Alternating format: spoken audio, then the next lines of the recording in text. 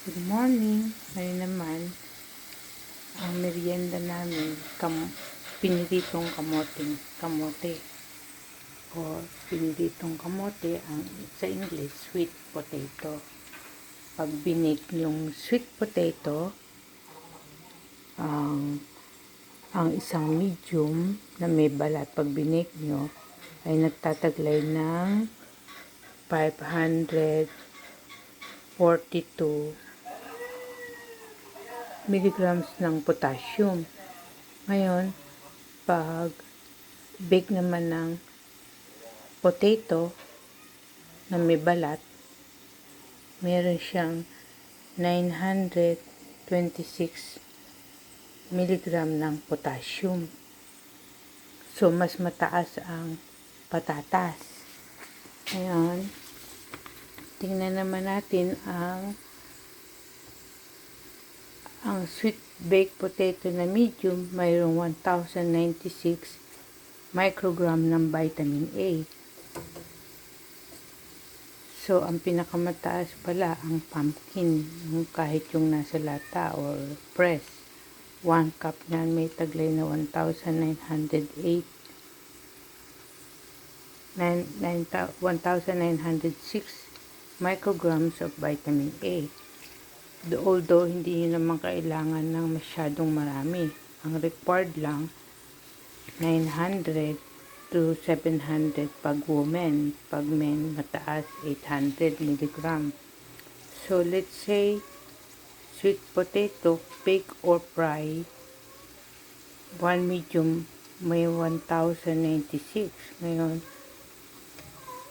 kailangan medyo minor ang pagkain kung sa vitamin A.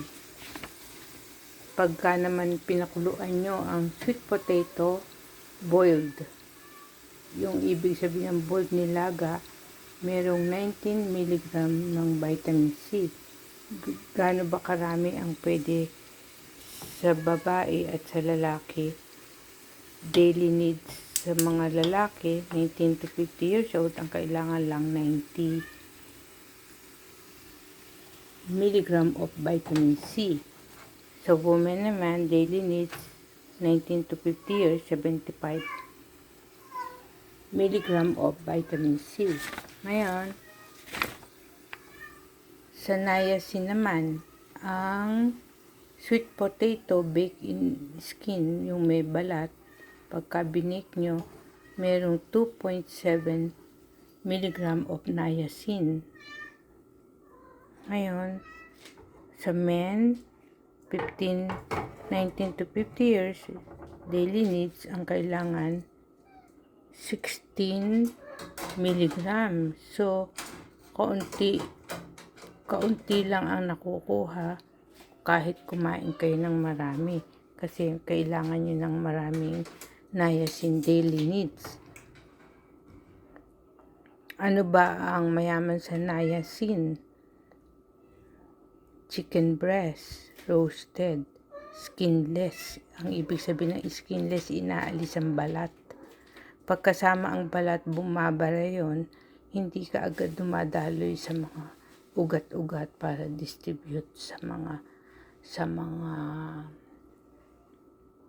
brain, sa puso at lahat ng inyong organs, including sa mga nerve endings sa pinakamaliit na ugat.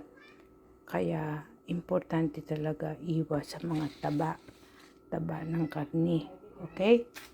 Ayan, tingnan nyo yung healthy snack kahit sa mga may leukemia, anemic, may high blood, dinidrain yan para bumaksak ang mantika. Pagka kasi bumabaksak ang mantika, hindi bumibigat at timbang, hindi nalalata. Hindi kayo hiluhin pagka nagkakain kayo ng mga kahit anong pinirito na pinatutulo nyo ang mantika.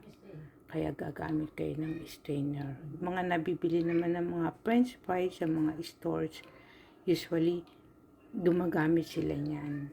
Okay? Thank you for watching. See you on my next vlog, and don't forget to click subscribe if you are my new subscriber so you'll be able to watch my upcoming videos. Bye.